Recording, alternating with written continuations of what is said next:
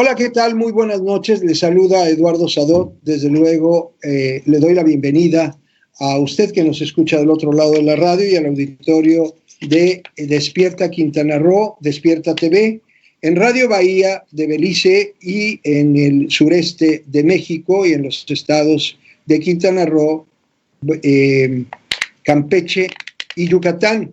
Y desde luego, Gallito Radio y Código Rojo.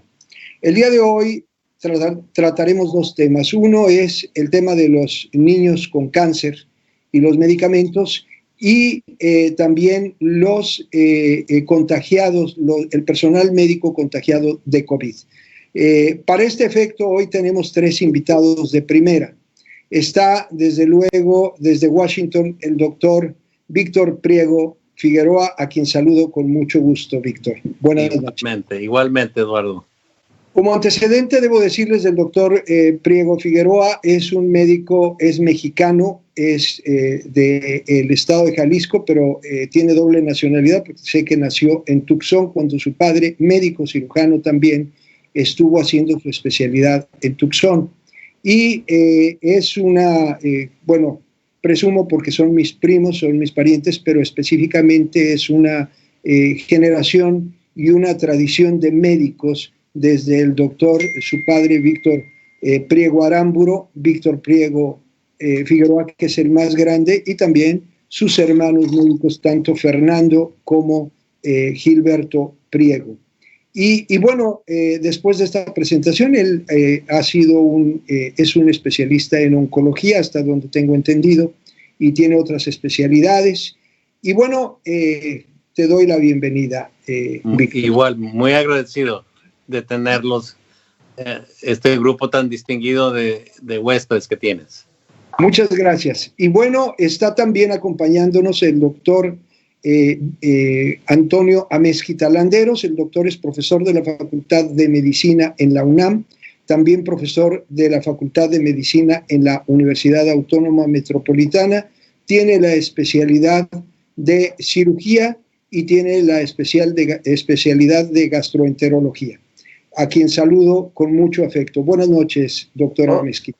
Muy buenas noches, es un gusto volverte a ver por estos medios. Un saludo a todos mis coparticipantes y por supuesto el amable auditorio que nos acompaña y que nos va a seguir viendo. Y también nos acompaña una persona a quien aprecio mucho, don Antonio Ortega, que a él le tocó sufrir, él vive en México, y a él le tocó sufrir la experiencia de un hijo de 2 años y medio padeciendo cáncer. Y después de todas las peripecias que nos platicará brevemente, pero finalmente su hijo se salvó, sigue adelante, pero lo que pasa a una familia con una serie de recursos, una serie de necesidades, con una enfermedad de esta naturaleza, es algo que vale la pena que el auditorio conozca. Don Antonio Ortega, lo saludo con mucho gusto. Buenas noches. Buenas noches, maestro. Muchas gracias por la invitación y bueno, me siento contento de estar aquí y poder compartir con los doctores también. Bueno, vamos a empezar el tema directamente. Yo empezaría con algunos de los elementos que se están dando a conocer en este momento.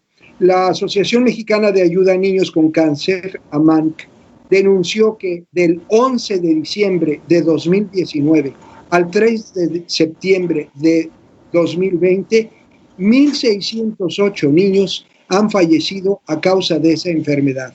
Uno de los elementos que se reporta al respecto es que esto se ha debido a que en muchos casos, por las quejas que se han venido dando, la verdad es que la falta de medicamentos ha sido uno de los factores que ha influido en la muerte de estos niños. Desde luego, el cáncer no es una enfermedad que tenga palabra de honor. Son muchos los factores que inciden. Tampoco se puede decir que si se tiene todo el dinero se puede uno salvar, o si no se tiene, sea exclusivamente la suerte. Tiene que haber una serie de factores. Pero brevemente, don Antonio Ortega, ¿cómo afecta y cómo sucedió? Primero, ¿cómo se entera usted de la enfermedad de su hijo? ¿Qué edad tenía el niño? Y luego, ¿qué fue lo que sucedió y qué es lo que tuvo que enfrentar usted como padre? Sí, maestro. Bueno, mire, pues lo primero que pasa es el diagnóstico. nosotros vemos a nuestros hijos saludables y por cualquier cosa los llevamos al médico. El médico, pues al hacerle algún tipo de estudio, explorarlo físicamente y verlo un poco pálido, que fue el caso de mi hijo, le manda a hacer algunos estudios de sangre y pues resulta que nos dice que tiene leucemia, era el diagnóstico. Entonces, pues uno como padre, de ahí viene la negación, ¿no? Dice, bueno, no, ¿por qué a nosotros? O a lo mejor está mal el diagnóstico del doctor. Y de ahí pues nos pasamos a entender la gravedad de lo que es esta enfermedad. El diagnóstico de mi hijo fue una leucemia aguda linfoblástica. Pasando esto, nos preguntamos hacia dónde ir. Esto fue en el año del 2002 aproximadamente, entre 2002 y 2003. Mi hijo tenía 2 años y medio. Y bueno, nos preguntamos hacia dónde ir. Nosotros, pues yo creo que la mayoría de los mexicanos no conocemos más que ir a los hospitales, al seguro, al ISSSTE, pero estos ya son padecimientos que se tienen que tratar en hospitales de tercer nivel. Bueno, ya nos dirigimos hacia los hospitales y pues la verdad que empieza una gran aventura, una gran batalla sobre la salud de nuestros hijos. Hay muchas implicaciones sociales. Por ejemplo, yo tenía otros 2 hijos que todavía estaban chicos en ese momento y pues todas las energías, todo el entusiasmo era sobre el que estaba padeciendo esta leucemia. Hay muchas ocasiones en que la familia apoya al licenciado, a nuestro Sadot, apoya, pero también nosotros como padres tenemos que entender que es una enfermedad de muchos años, de 3 a 5 años, y quisiéramos sentir ese apoyo por parte de todos, que fueran empáticos, que se sensibilizaran, pero bueno, tienen que seguir con su vida ellos y nosotros pues afrontar lo que nos tocó. De hecho, pues estando en los hospitales, ya con el padecimiento de los niños, pues hacemos más familia, ¿no? Hacemos más familia con todos los papás y los otros niños que están ahí, pues puesto que ellos están pasando lo mismo que nosotros y pues es como estábamos en esos momentos. En esos años no se daban los medicamentos por parte del sector salud, uno tenía que conseguirlos, como los doctores saben, es una enfermedad muy cara tratar una leucemia, aunque eres en un hospital del sector público. Se van todos los recursos que tiene uno, se queda muy endeudado, es muy difícil. Hubo un momento en que se acerca uno a las fundaciones, como en mi caso fue Casa de la Amistad, para tratar de sobrellevar esta situación. A mí en mi caso particular me tardaron 10 meses en poderme dar la ayuda, porque estaba una lista de espera muy grande en ese momento.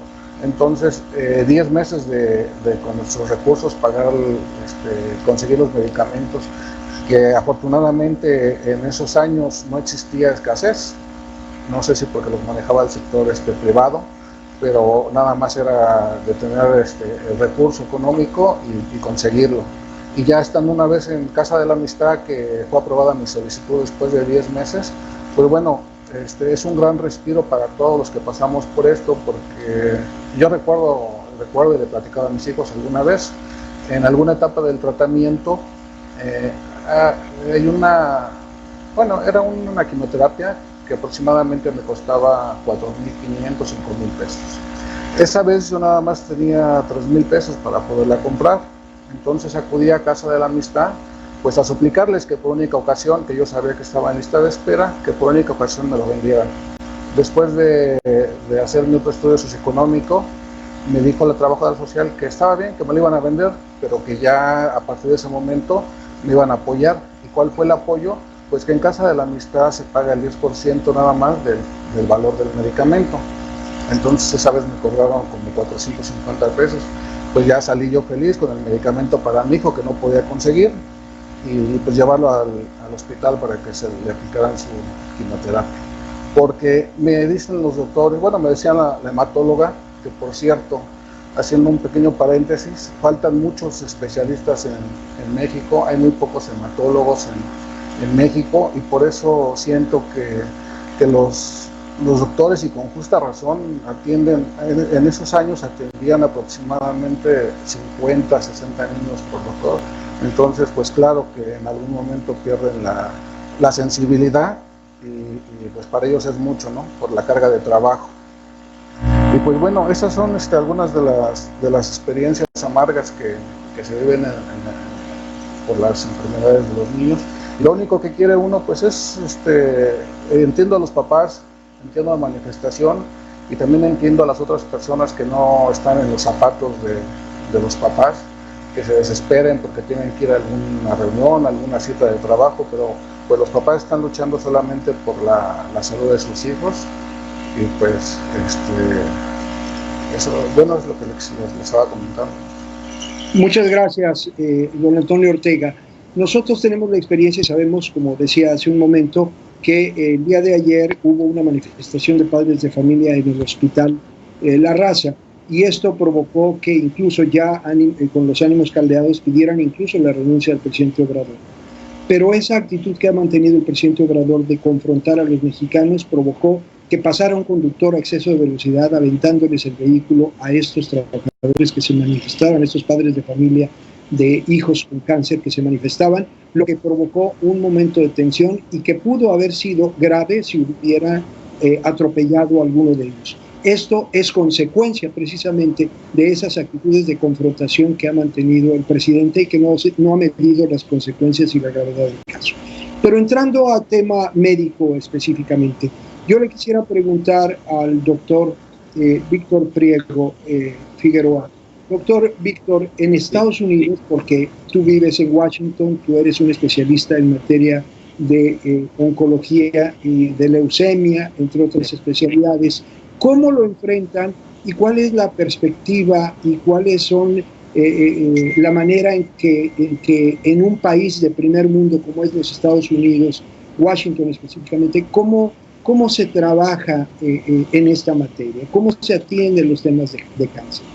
Primero quiero felicitar al señor Antonio por perseverar y conseguir que su hijo haya sido tratado. La leucemia linfoblástica aguda, que es uno de los cánceres que más ocurre en la infancia, en estos momentos, por lo menos en los Estados Unidos, tiene una incidencia de curación cerca del 95%, mientras que 20 años atrás, 50% de los niños con leucemia linfoblástica aguda morían. Afortunadamente, en donde yo practico, no tenemos prácticamente limitación en cuanto a obtención de medicamentos para tratar a este grupo de chicos, y lo hacemos, seguramente don Antonio sabe bien, una quimioterapia muy fuerte, que pierden el pelo, tienen hasta problemas de desarrollo. No sé, en el caso suyo, ¿recibió radiación o no? No recibió radiación, no, pero sí fueron muchas quimioterapias y muchos efectos secundarios a la larga. Gracias a Dios, mi hijo en la fecha de hoy tiene 20 años, es un chico saludable. Sí, igualmente yo tengo pacientes que yo tengo practicando aproximadamente 30 años y veo pacientes que yo traté y que ahora son adultos, que hasta abuelos, pero el problema social que veo que existe en México en la limitación de obtención de drogas prácticamente no se ve, al menos en mi ambiente. Tal vez en otras áreas de los Estados Unidos se vea, pero en el área donde yo practico no veo que haya limitación.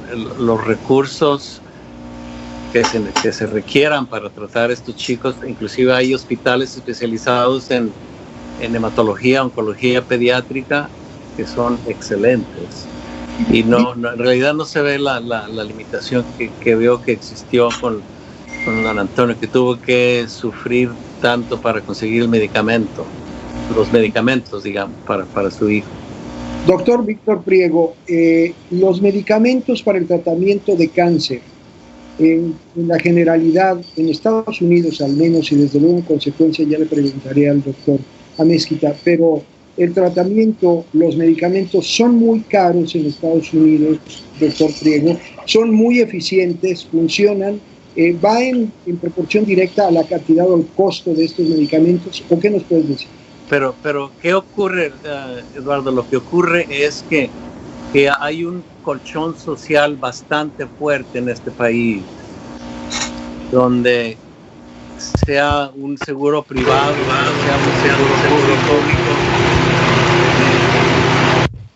sea un seguro privado, lo cubre. Si es un seguro público, lo cubre. Y el costo es alto, en realidad el costo del medicamento es alto, pero ¿qué sucede? Que esto es una carga que se distribuye a través de toda la sociedad para que en un momento dado, si el hijo de Juan Pérez requiere tratamiento y va a costar $200,000, lo va a recibir, pero a través de pagar impuestos para los seguros públicos o a través de pagar póliza por seguros privados, el costo se distribuye sobre una población bastante grande y en realidad en mis 30 años de práctica no he encontrado yo limitación de recursos. Ese es un tema interesante. Doctor Amezquita, en el caso de México, los costos y el lograr accesar a estos servicios médicos se complica. Económicamente no tenemos los recursos. ¿Qué es lo que sucede en México, doctor? Bueno, mira, Eduardo, hay en México un sinfín de puntos y temas que se podrían tratar al respecto, pero no quiero entrar en ellos sin antes hacer una reflexión jurídica. El último párrafo del artículo 1 de nuestra Carta Magna establece que está prohibida la discriminación, entre otras cosas, por motivos de salud. Y tal parece que el cáncer se ha convertido en un motivo de discriminación cruel e inhumana en México. Dinero es difícil de manejarlo. Había de la administración anterior un fondo de contingencia catastrófica que nutría al Seguro Popular de manera altamente deficiente. Lo que me dice, lo que nos cuenta mi querido colega es realmente envidiable. Allá tienen una tasa de curación de más del 90%. Esta es una enfermedad que afecta al sistema sanguíneo, al sistema linfático y al sistema nervioso, ¿sí? Que si se diagnostica y se maneja de manera temprana, oportuna e ideal, tuviéramos una tasa de recuperación similar a nuestros vecinos del norte. Ahorita, en términos generales, nuestra tasa de curación no rebasa el 50%, cuando podría ser otro escenario, ¿sí? Entonces, ahora, con esta administración, ese gran conflicto económico y distributivo y discriminatorio se ha agudizado y se ha visto catastrófico. La pandemia nos ha desnudado como país, como humanidad y como país. Entonces, las carencias en esta área son terribles. El sufrimiento de los padres que llegan a tener un hijo enfermo con sentencia de muerte si no se les asiste de manera adecuada y oportuna. Nos estamos tardando mucho en hacer los diagnósticos, porque la cita con los hematólogos, para empezar, existen muy pocos hematólogos calificados en el país. para la necesidad que tenemos. Entonces, la cita para ellos en las instituciones públicas que más o menos tienen un presupuesto destinado para ellos son muy largas. Entonces nos atrasamos en el diagnóstico. Ahora en las instituciones donde no hay una cobertura de IMSS, ISSSTE o de otra naturaleza que se dejaba al Seguro Popular, que realmente era atendida por las instalaciones e instituciones de los gobiernos de los estados, incluyendo el de la Ciudad de México, ¿sí? Ha sido todo un caos.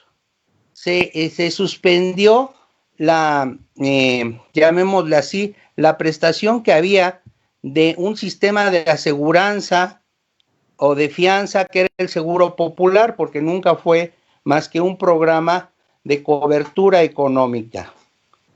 Se suprimió. Sí, Eduardo, a tus órdenes. Doctora Mezquita, le pregunto al doctor Víctor Priego específicamente. El cáncer, a veces pensamos, y creo que dijo el doctor Mezquita acertadamente, cuando se hace un diagnóstico oportuno y se actúa de manera pertinente, las posibilidades de avanzar en la solución de los problemas es mayor. Pero independientemente del diagnóstico y la oportunidad de hacerlo, los costos, porque desde luego Estados Unidos es un punto de referencia por los precios más altos, doctor Priego, pero por ejemplo, para un paciente de cáncer, ¿qué costo tiene, en algún ejemplo que nos pueda dar, qué costo tendría para una persona si no tuviera ese apoyo de seguros, de seguros gastos médicos? ¿Cuánto cuesta atender a un paciente con cáncer? Cientos y miles de dólares. En mi estimación, para darles un ejemplo, un paciente con carcinoma de pulmón, por ejemplo, sí, un tratamiento que duraría 6 meses puede costar alrededor de $200,000 a $300,000. Habiendo dicho esto, como dije antes en referencia al hijo de don Antonio, que le encontraron leucemia linfoblástica, el cáncer de pulmón, cuando se diagnostica, generalmente la persona que lo tiene o está cubierto por el seguro público, lo que aquí le llaman el Medicare o el Medicaid, o bien tiene un seguro privado que lo subsidia el lugar de empleo. Y generalmente yo no tengo problema. En otras palabras, yo no me detengo a pensar cuánto me va a costar tratar a este paciente o cuánto le va a costar a este paciente para curarlo de un cáncer de pulmón por los siguientes 6 meses. Por supuesto, nada es 100%. Hay excepciones donde hay casos, por ejemplo, un trabajador ilegal que no tiene cobertura ni gubernamental ni privada. Las compañías de drogas, puedo yo coercerlos de tal manera que nos proveen con la droga gratis. Así que en general, no, este problema que veo, esta carencia de medicamento y el costo elevado para una persona, yo no lo veo en los Estados Unidos generalmente. Doctor Priego, en Estados Unidos, supongo por la facilidad y la ubicación geográfica y económica en el universo del mundo, les permite a los médicos, por ejemplo, no sé si haya casos en los que se requiera, como dice, a las farmacéuticas o a las empresas encargadas de esto, le da la posibilidad de accesar a algún medicamento quizá que se encuentre o que lo tengan de patente en Alemania, en Francia, en Rusia, en algún otro país. ¿Tienen ustedes esa accesibilidad inmediata? Hoy día las compañías farmacéuticas son transnacionales, así que si está disponible en Francia o en Italia o en España o en México o en Rusia, yo la consigo igualmente. No hay limitación. Pero el costo sí es elevado. El costo el costo es elevado en el sentido que los costos de las drogas en los Estados Unidos es más alto que en otros países del mundo. ¿Por qué? Porque saben que tenemos un colchón social de mejor calidad que la mayoría de los otros países del resto del mundo, con la excepción de Europa. Doctor Priego, yo tengo un ejemplo y siempre vale la pena citarlo. El cáncer atendido con oportunidad tiene uno posibilidades de superarlo. Teniendo los recursos también se tiene posibilidad de superarlo, pero esa no es la garantía. Yo recuerdo, por ejemplo, casos como el de la esposa del señor Carlos Slim, que ella, teniendo todos los recursos económicos y acceso a todos los hospitales de primer nivel en el mundo, finalmente no pudo superar el tema del cáncer y falleció. Esa es la limitante y esa es, digamos, la moneda en el aire en un tratamiento de cáncer. Sí. Pero sí es un gran aliciente saber que se puede contar con el recurso y las posibilidades y el acceso, y sobre todo conocer cuál es el medicamento más acertado, más oportuno, más eficaz para poder atender de alguna manera. Es a lo que ustedes tienen acceso en Estados Unidos. Eso, sí. El caso que menciona de la esposa de Slim es la excepción que confirma la regla, porque generalmente, como decía mi colega, un cáncer que se detecta temprano, hay una mucha mayor posibilidad de curarlo, sea quirúrgicamente o una combinación de cirugía, quimioterapia o radiación. O sea que la clave es detectar el cáncer en una etapa lo antes posible. Lo que quiere decir colonoscopía regularmente, endoscopía, mamografía, chequeo digital de próstata para hombres, y en el caso del hijo del señor Antonio, acudir al médico lo antes posible cuando haya cualquier síntoma. Correcto. Doctora Mezquita, esas facilidades que se encuentran en los Estados Unidos, ¿nosotros en México tenemos acceso a medicamentos o al menos a la información, o tendríamos la posibilidad de accesar a esos medicamentos? ¿Existe esa posibilidad en México, aunque sea un costo elevado? ¿Se puede o tenemos que admitir que estamos perdiendo vidas por falta de recursos y de oportunidad para atender a estos pacientes? Sí se pudiera tener, porque es un hecho y lo vemos en la mortalidad del COVID, que son enfermedades que van ligadas a un problema económico serio. Desgraciadamente las instituciones no tienen, por falta de políticas públicas acertadas, el recurso, tienen limitantes, tienen que mantener una cuota, por llamarle de alguna forma, de control de medicamentos. No tienen las instituciones la libertad de acceso como institución a un tratamiento que no esté dentro del cuadro básico o dentro del cuadro autorizado, para que una autoridad del Seguro Social o el ISSSTE acceda a un tratamiento moderno que se esté demostrando o se esté publicando, cuesta mucho trabajo.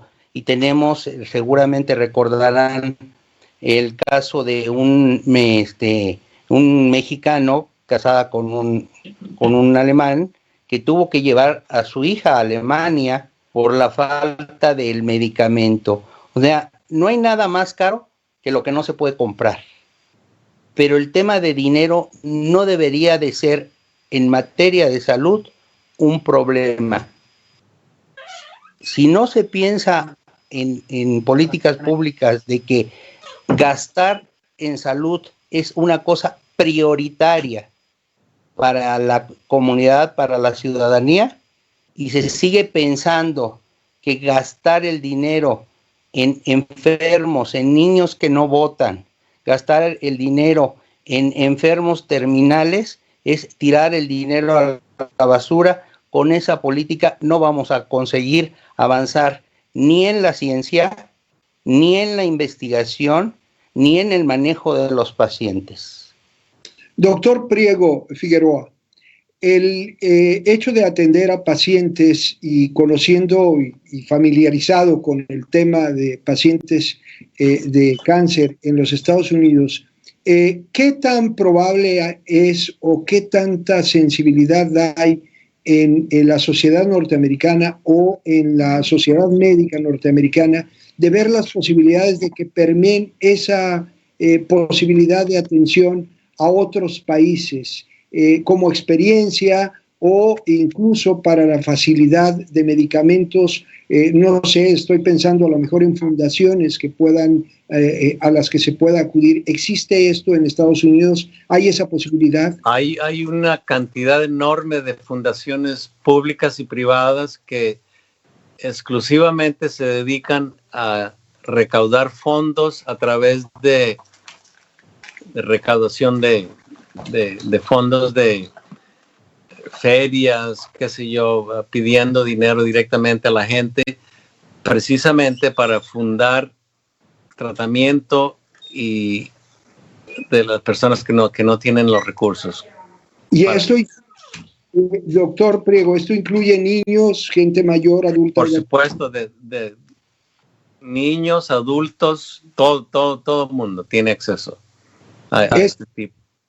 De acuerdo a su experiencia, doctor Priego, Priego Figueroa, estamos platicando con el doctor Víctor Priego Figueroa y con el doctor Amezquita sobre el tema de cáncer y desde luego de cáncer en los niños. Doctor, este tipo, doctor Priego, este tipo de asociaciones o fundaciones, supongo que no se limita al caso de fundaciones de Estados Unidos. Seguramente, y con su experiencia, hay fundaciones en todo el mundo, en todos los países. Hay fundaciones internacionales. Por ejemplo, el caso del propietario de Microsoft, Bill Gates. Sí. Hay una fundación que se dedica prácticamente a fundar la producción de vacunas, curación para el paludismo. Estamos excluyendo, estoy divergiendo un poco, pero hay fundaciones internacionales y nacionales en los Estados Unidos que se dedican exclusivamente a proveer fondos económicos para este tipo de personas que por alguna razón u otra no tienen acceso a un seguro público o privado en este país. Don Antonio Ortega, a usted le tocó tener a su hijo enfermo de cáncer, luchar por su vida, buscar el tratamiento, pagar muchas veces de su bolsa y buscar apoyos para poder salvar a su hijo. Pero después de lograrlo y después de salir adelante y después de que su hijo se salvó, la pregunta es, los daños colaterales en la familia. La gente piensa que tener un paciente, un niño de 2 años, de 2 años y medio en el hospital, pues es nada más llegar al hospital o estar en la sala de espera atendiéndolo o estar atento a lo que se requiera. Pero en el fondo es a veces dejar de trabajar, a veces descuidar a los otros hijos, a veces dedicarse y vivir todo el tiempo con la angustia, porque tener un paciente en un hospital siempre nos hace pensar en una angustia permanente de tener una mala noticia o una noticia dramática y triste. Y vivir en ese constante actitud. ¿Cuál es la empatía de la sociedad allá? Y luego se lo preguntaré al doctor Priego. ¿Cuál es la empatía de las personas y de los mexicanos con respecto a los niños enfermos de cáncer? ¿Hay empatía, hay comprensión, hay desprecio? ¿Cómo se maneja en las familias que tienen un problema de esta naturaleza? Pues mire, maestro, yo creo que no hay empatía, pero no hay empatía porque le voy a poner un ejemplo ahora con lo del COVID que estamos viviendo. Al principio, cuando los contagios eran muy pocos, la gente pensaba que el COVID no existía, porque no sabían de alguna persona cercana o de algún familiar que tuviera o haya padecido el COVID. Así es como en los enfermos y los niños de cáncer, mucha gente que no tiene algún conocido, algún enfermo en su familia, pues no sabe. Entonces por eso no se sensibilizan y no son empáticos con las demás personas. porque nunca han pasado una situación de ese tipo. Claro que hay muchas implicaciones en el hogar, en la familia. Hay que salir a trabajar para poder pagar los medicamentos, que como decía el doctor Priego, que es una enfermedad muy cara. En México, desgraciadamente, no existe esa fortuna que tienen en el país vecino de no preocuparse por lo económico, sino preocuparse solamente por la salud y por tratar de sacar a su familiar adelante, de que luche por una oportunidad de vida.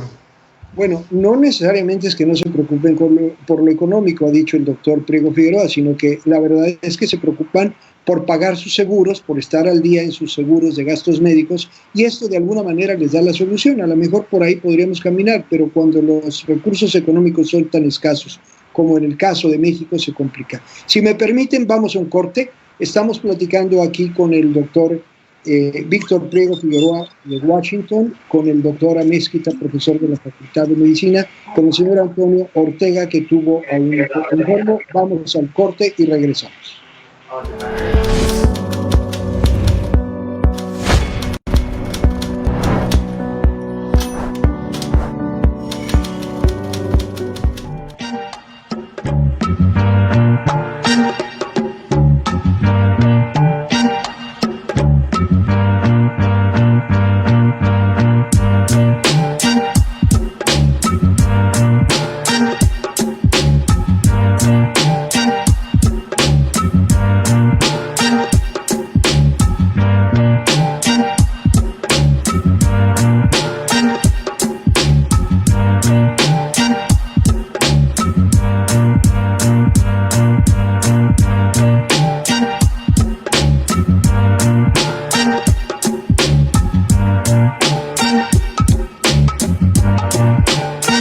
llegaste a mi vida.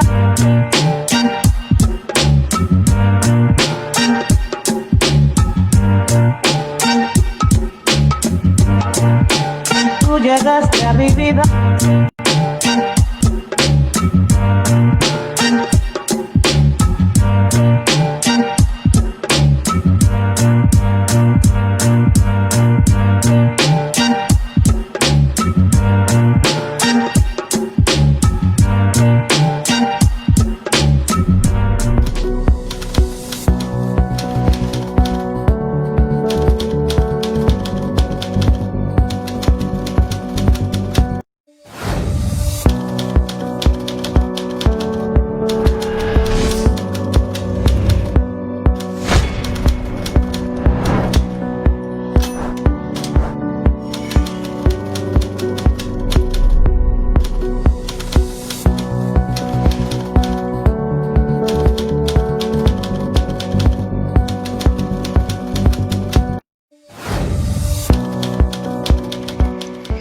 Bueno, pues regresamos aquí a su programa en análisis con Despierta Quintana Roo, Despierta TV, Radio Bahía, Gallito Radio y Código Rojo. Estamos platicando con el doctor Amezquita, profesor de la Facultad de Medicina, con el doctor Víctor Priego, que nos hace favor de atendernos, especialista en oncología y leucemia desde Washington, y también con el señor Antonio Ortega. Y brincamos ahora a un tema, ya para terminar, el tema del COVID. Lo mencionaba el señor Antonio Ortega, cómo lo estamos enfrentando. Yo les leía la nota de la Organización Mundial de la Salud, en la que estamos viendo que muchos del personal médico de este país está contagiado y se ha contagiado por COVID en la atención a sus pacientes. En Estados Unidos, le pregunto al doctor Víctor Priego, aunque no está específicamente usted dedicado al tema del COVID, pero ¿qué es lo que se observa en cuanto a equipo, en cuanto a protección e inmunidad para los contagios por parte del personal médico en Estados Unidos? ¿Cómo funciona y cómo lo están haciendo? Bueno, yo puedo referirme específicamente en los últimos 2 o 3 meses, la ocasión que yo he requerido visitar pacientes hospitalizados. Me proveen con máscara para cubrir la cara completamente, me proveen con una bata desechable, con botas, mascarilla como la que está usando mi colega y al siguiente paciente me lo quito y tengo que usar uno nuevo. Eso es lo que ocurre en mi hospital. Yo sé que en otras ciudades, por ejemplo, hay recursos más limitados o las administraciones no procuraron tener el equipo adecuado para proteger a sus médicos y han fallecido en Luisiana, en Nueva York, en California, en Florida. Ha habido varios casos de médicos que se han contagiado y han muerto. ¿Hay algún esquema en Estados Unidos, por lo que veo no lo hay, fuera de la protección que se establece? ¿Hay algún esquema, doctor Priego, Víctor Priego, en el sentido de dar prioridad o cuidar más a los médicos que por sus condiciones de población más riesgosa no atiendan este tipo de pacientes? ¿Es abierto? ¿Se toman cuidados en eso o basta con la protección médica? No, se toman cuidados en todo ello. Es un protocolo muy estricto. No puedo yo entrar al hospital si no tengo máscara, algo que me cubra los ojos y un capuchón que me cubra el cuerpo entero. No puedo entrar al hospital si no tengo ese equipo, y el hospital me lo provee. Doctor, y un detalle que a veces no conocemos nosotros, los que somos legos en el tema. Cuando se pone en esto, hay un espacio, supongo, dedicado a ponérselo y quitárselo, porque, bueno, es bueno decir, bueno, entré, me lo quito y le pongo otro. Este protocolo de me quito la ropa que utilicé para ver a un paciente y ponerme otro, me lo pongo en un lugar específicamente diseñado para esta condición, tienen espacio para ello en los hospitales. ¿Cómo funciona? ¿Cómo funciona allá en Washington? Funciona, exacto. Hay un lugar dedicado que tiene un sistema de presión negativa que expele el aire hacia el exterior, en el cual para ir de una habitación a otra tengo que pasar por este pasillo, entrar a este cuarto, la puerta se cierra, hay un sistema de presión negativa que está circulando el aire constantemente hacia afuera. Me cambio, abro la puerta, salgo, entro a la siguiente habitación, hago lo que haya que hacer y de nuevo entro. A veces resulta un poco tedioso, pero es para protección de uno mismo y no vale la pena arriesgarse haciendo, o sea, no cumpliendo. Es valioso el tener médicos, no perderlos. Claro. Doctora Mezquita, ¿y en México? Híjole, tenemos una gran envidia por nuestros primos del norte y cada vez más, sobre todo por muchos factores, pero es terrible. Estoy viendo la nota del País, donde tenemos el primer lugar de mortalidad en personal de salud, y no solamente por médicos, enfermería, administrativos, transportes, vigilancia. Hay un gran déficit de personal. La mortalidad del personal médico por COVID es doble o triplemente criminal.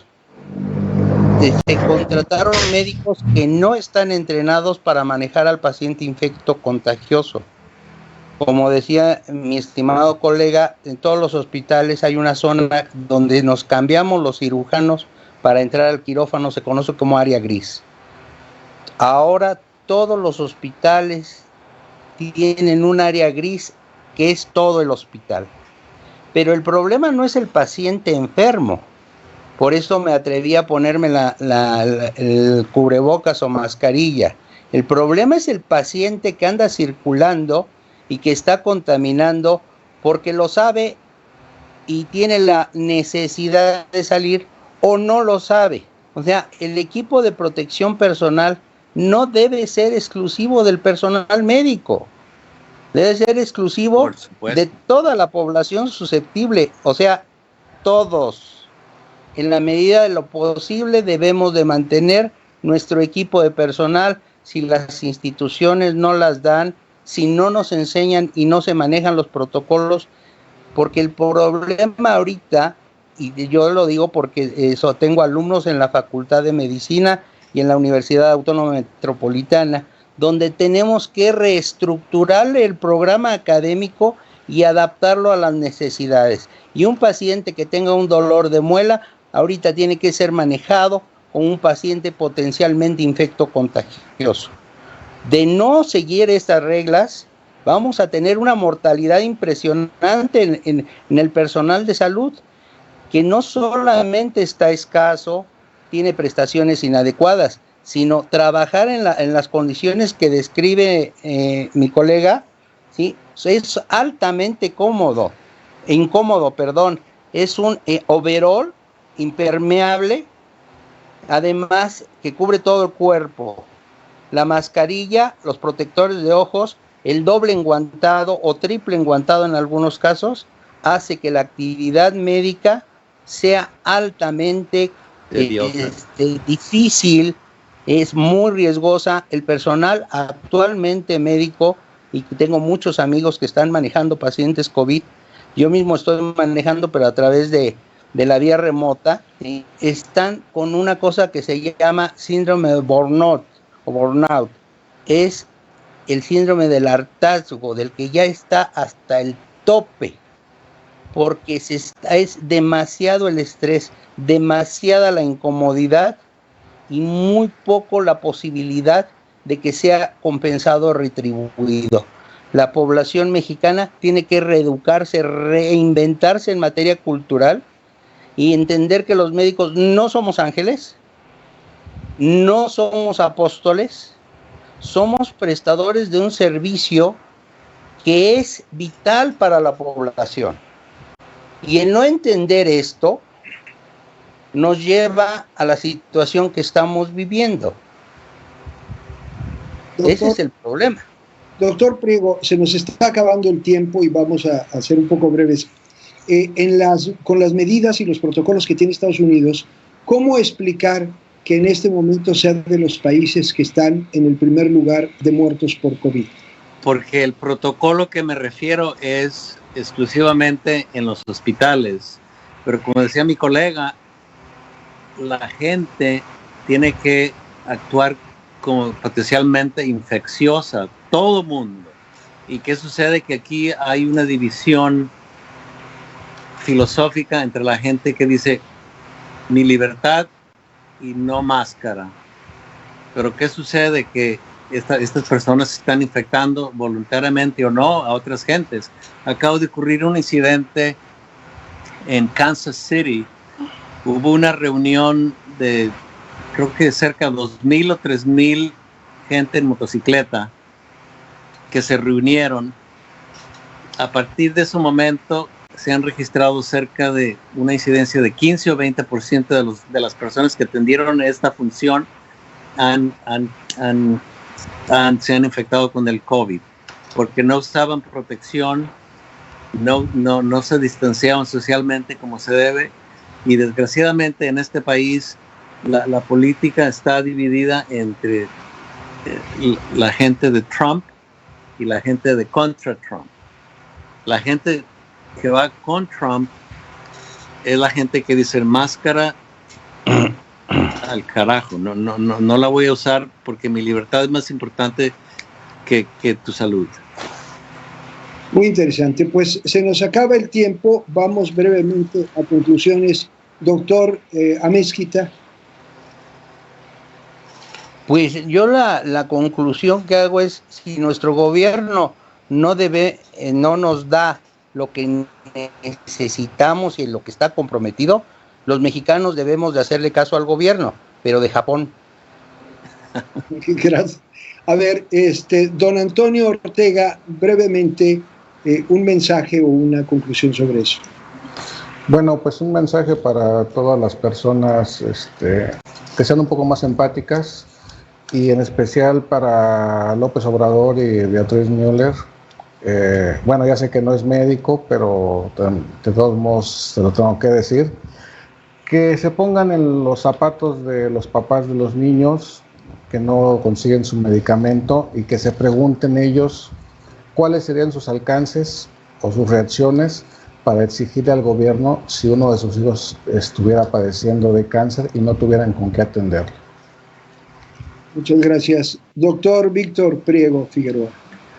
Mi reflexión es que seamos conscientes que este COVID nos afecta a todo mundo y que debemos de protegernos nosotros mismos y proteger a todas las personas con las que están a nuestro alrededor. Pues les agradezco mucho, me despido de cada uno de ustedes. Doctor Amezquita, buenas noches. Muy buenas noches y muchas gracias. Un saludo a todos. Muchas gracias. Doctor Víctor Priego Figueroa, desde Washington. Un placer, un placer. Y don Antonio Ortega. Buenas noches, maestro, muchas gracias. Bueno, y a usted que nos escucha del otro lado de la radio y que nos ve desde el otro lado de su pantalla, lo invitamos a reflexionar en este tema. Y desde luego yo a nuestros invitados de lujo los voy a comprometer a llamarles en otra ocasión porque hay muchos temas en los que nos pueden ilustrar y enriquecer este tema.